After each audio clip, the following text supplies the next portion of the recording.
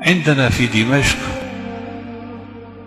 تربة وهي المقبرة، وكلنا نعرف التربة والمقبرة، الدحداح مشهورة، وفيها نعم أولياء، وفيها علماء، وفيها مجاهدون، وفيها شهداء.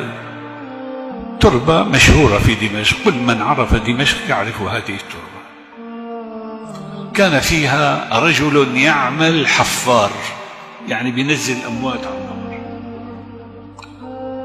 جاءت في يوم من الأيام امرأة وطلبت من الحفار أن يحفر لها قبرا. حفر القبر، وبعد ساعة جاءت الجنازة وليس معها كثير من الناس، يعني بضعة رجال. أنزلت الجنازة إلى الأرض، وفتح صندوق الجنازة، وحمل الميت ودلي في القبر، وكانت الحفار في القبر تسلم الجثة وأراد أن يضعه في القبر. في هذه الأثناء ينفتح القبر ويصبح روضة من رياض الجنة. أنا أقول هذه حادثة واقعية وليست خيالا ولا من قصص ألف ليلة وليلة، وإنما قصة واقعية.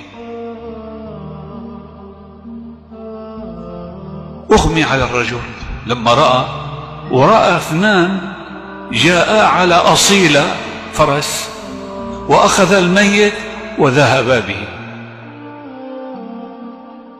أغمي على الحفار، فاللي حول القبر ما رأوا ما رأى، هو الذي رأى فقط هو الذي رأى.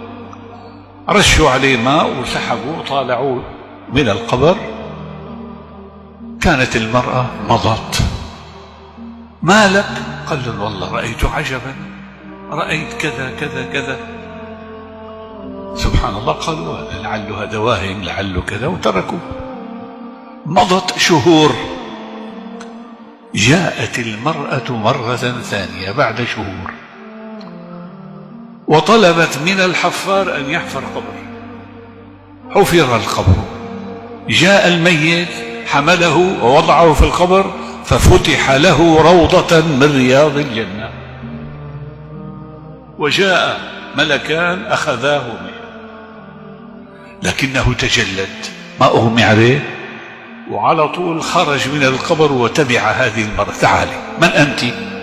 ومن أي مكان جئت؟ قل له يا رجل سيبني بمصيبتي. شو مصيبتي؟ قال هذا ولدي أصبت به، وكان قبله عندي ولد آخر أصبت به من أشهر. قال أنت صاحبة الرجل الأول؟ قالت نعم. ما لك؟ لماذا تسأل؟ قال والله رأيت عجبا، الأول لما وضعته فتح روضة من رياض الجنة، والثاني كذلك. ماذا كان يعمل هذا وذاك حتى عاملهم الله بهذا الأمر وكان لهم هذه الكرامة العظيمة؟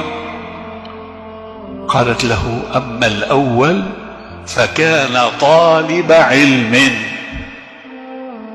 وكان الثاني يعمل نجارا ويقدم لأخيه نفقات طلب العلم، فكافأهم الله طالب العلم ومن أنفق عليه بهذه المعاملة الطيبة. هذا الحفار رأى هذه الحالة وسمع هذا الجواب، ترك المقبرة ونزل منها إلى جامع التوبة، الجامع الذي نعيش نحن فيه. وكان الوالد وأبو الوالد وجده وأبو جده كلهم يعملون في هذا المسجد. كان جدنا هناك واسمه الشيخ سعيد البرهاني، جد الشيخ سعيد البرهاني والدي. جاء إليه قال له أريد أن أطلب العلم. قال له خير، أنت عمرك الآن 45-50 سنة، نسيت حياتك كلها ما قرأت العلم، الآن بدك تتعلم العلم. لماذا؟ قال لأنه صار معي كذا كذا كذا. قال له خلاص اتكل على الله ويلا ابدأ في طلب العلم. جيب الأجرومية، كانوا يتعلموا الأجرومية ويحفظوها ويتحفظوا متون وكذا، وبدأ واشتغل حتى صار من كبار العلماء. الشيخ عبد الرحمن الحفار من كبار علماء دمشق، وأسرته من بعده كلهم طلاب علم، وآخرهم الشيخ عبد الرزاق الحفار من كبار علماء دمشق. هذه القصة أنقلها لكم لأبشركم بأن طالب العلم هكذا يعامله ربه.